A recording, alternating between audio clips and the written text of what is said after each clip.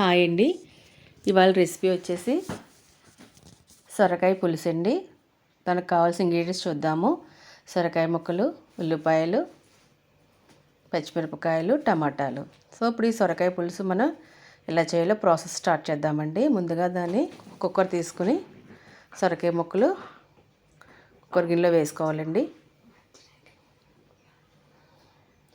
తర్వాత కట్ చేసి పెట్టుకున్న ఆనియన్స్, పచ్చిమిర్చి,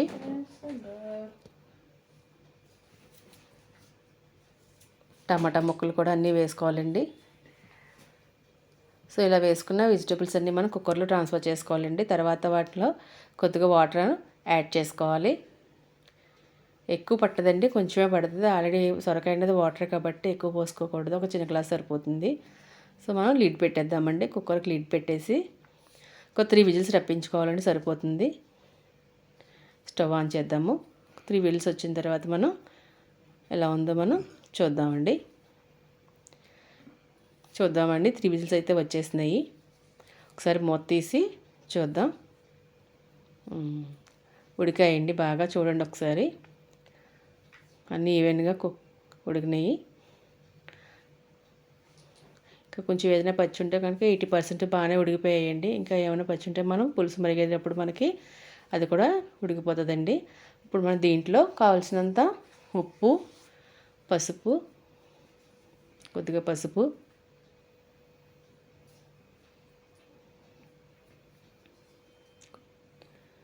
ఒక స్పూన్ కారం వేసుకోవాలండి. ఇవన్నీ వేసిన తర్వాత ఒకసారి మనం కలుపుకోవాలి.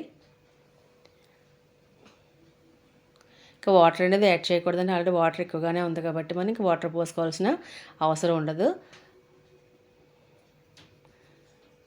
ఒకవేళ మీరు తక్కువ పోస్తే తక్కువ ఉంటే కనుక కొంచెం పడుతుందండి, ఎక్కువ వేస్తే వేసుకోకూడదు. సో దీనైతే వాటర్ సరిగ్గా ఎక్కువే ఉంది కాబట్టి ఇంకా వాటర్ యాడ్ చేయట్లేదండి. తర్వాత 10 నిమిషాలు ఉడికిన తర్వాత ఏం చేయాలంటే కొద్దిగా చింతపండు పులుసు మనం పోసుకోవాలండి. ఒకసారి మళ్ళీ మనం కలుపుకోవాలి.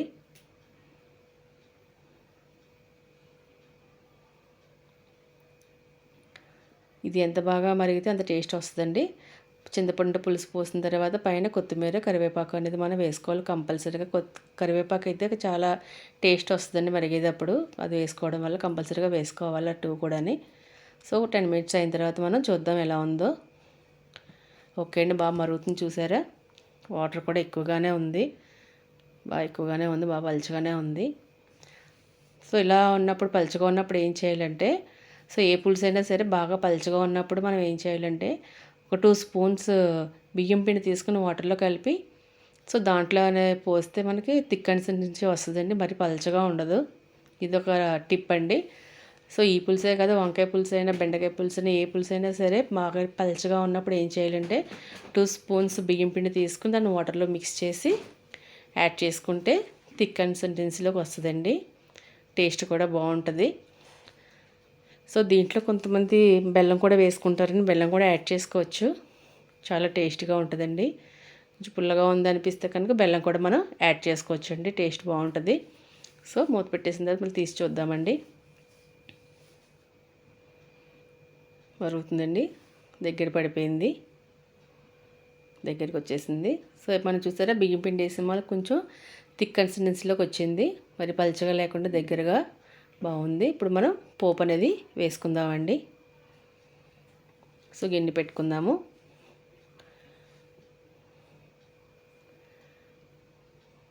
ఇది ఎక్కువ ఆంధ్రాలో ఎక్కువ ఫేమస్ అండి. ఇది మీరు కూడా ఒకసారి ట్రై చేయండి, చాలా టేస్టీగా ఉంటుంది.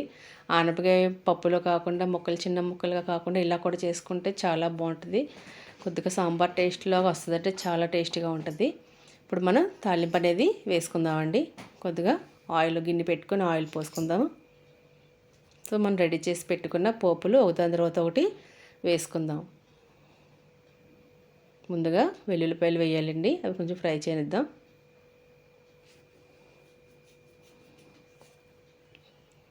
కొంచెం ఒక 2-3 సెకండ్స్ ఫ్రై చేసిన తర్వాత మనం మిగతావన్నీ కూడా ఆవాలు, జీలకర్ర, ఎండుమిరపకాయలు, కరివేపాకు ఇవన్నీ కలిపి మనం ఒకసారి వేసేసుకోవచ్చండి.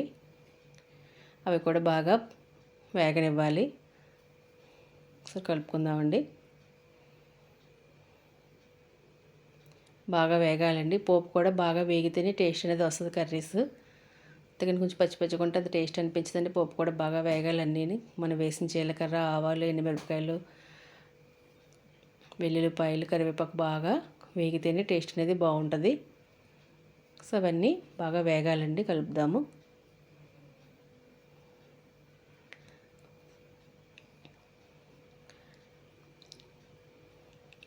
సో వేగుతున్నాయండి.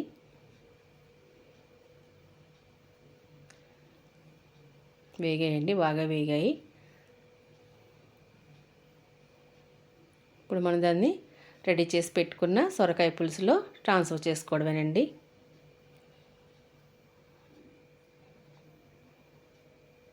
చూసారండి ఎంత కలర్ఫుల్గా టేస్ట్ ఎంతలా ఉందో.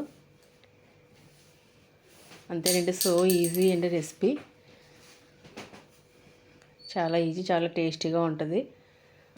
సో మనం బంగాళదుంప కర్రీ చేసుకున్నప్పుడు ఇది పక్కన సైడ్ డిష్గా యూజ్ చేయొచ్చు. సో నేనైతే దీంట్లోకి ఆమ్లెట్ రెడీ చేశానండి. రైస్లోకి చాలా టేస్టీగా ఉంటుందండి. సొరకాయ పులుసులోకి ఆమ్లెట్ కాంబినేషన్ చాలా టేస్టీగా ఉంటుందండి.